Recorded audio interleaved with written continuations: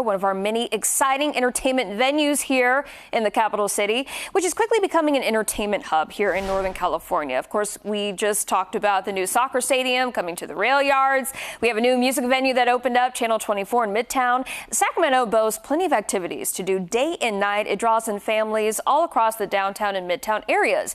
But with all that entertainment here, there has to be a plan to keep our city not only safe, but organized and economically sustainable. So this week at the Convention Center, we have the 2025 Sociable City Academy and Summit with a great panel of experts from this area. Two of them are right here in the studio. We have Andrew LaFrance, Business Development Manager with the Downtown Sacramento Partnership, and Tina Lee Vogt, Nighttime Economy Manager for the City of Sacramento. Good morning, guys. Good morning. This sounds like a great summit to be a part of, and I think very informational. So a lot of topics are going to be shared about what's going on with the city, how it's growing and it's expanding. We have all of these brand new ventures coming to town.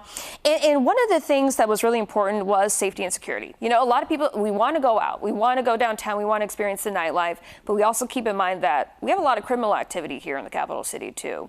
So how is that going to be addressed at this summit? What are you guys going to do? Well, really one of the key elements of the summit is really talking about how to keep venues safe and vibrant. So safety's always been one of the priorities. One of the things we're really excited to do for this summit is that we're doing a number of different sessions and we're taking people out of the convention center and onto a location. So we're actually going to go to Mango's and we're going to have a whole panel that talks about security. And one of the elements of security in Sacramento is that it definitely is a team effort. So of course our police department plays a key role, but we're never going to have enough officers to be everywhere. Yeah. So we really talk about how important it is to work with our businesses to put measures in place to be safe. We talk with actually private operators that provide security and things that they can do to be safe. We also work very closely with folks like Andrew and our business improvement districts because they have a lot of resources.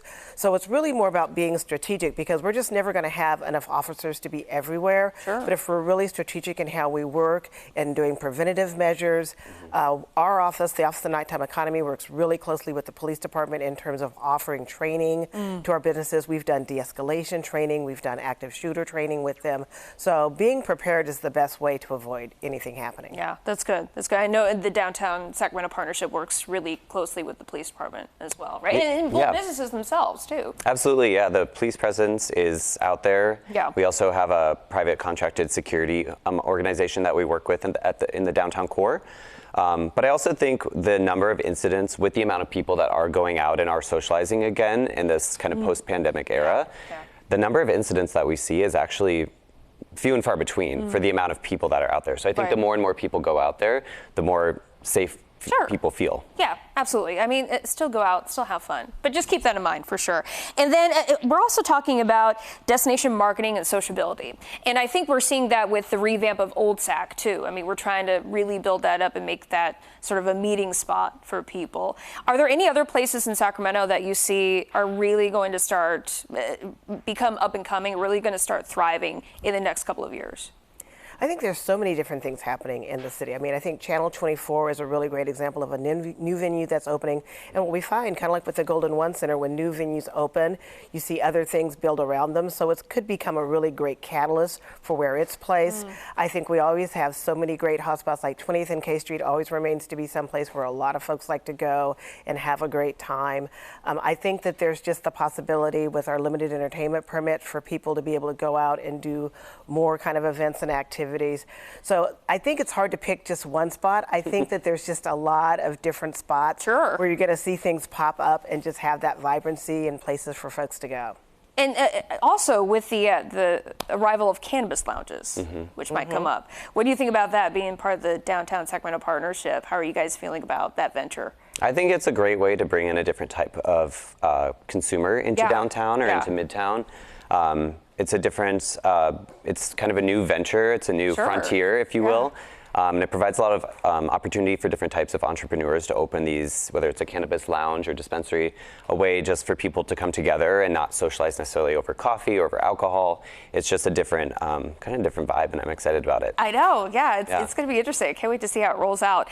And so again, there's so many things to talk about with this this summit. I mean, the future of independent live music venues, festival fatigue, how that would work, pop-up parties, you name it. And how long is the summit going to last for? I think what tomorrow is the last day? Correct. Yeah, Okay. started yesterday, goes through tomorrow evening. We're actually ending at the Downtown Sacramento Partnership's Concerts in the Park, which is in Cesar Chavez Plaza. Yeah. A free event, and so we're excited to host some of the summit attendees there. Oh, perfect. Yeah. Okay, so if you didn't get a chance to go the last 2 days, you can come to Yes, it's Chavez open to the public. There it is, right there. And one of the things I think is so great about this summit is that we have people coming from not just the United States. Right. We have speakers from Australia, from the United Kingdom, from Brazil. So they're all coming and getting ready to explore Sacramento.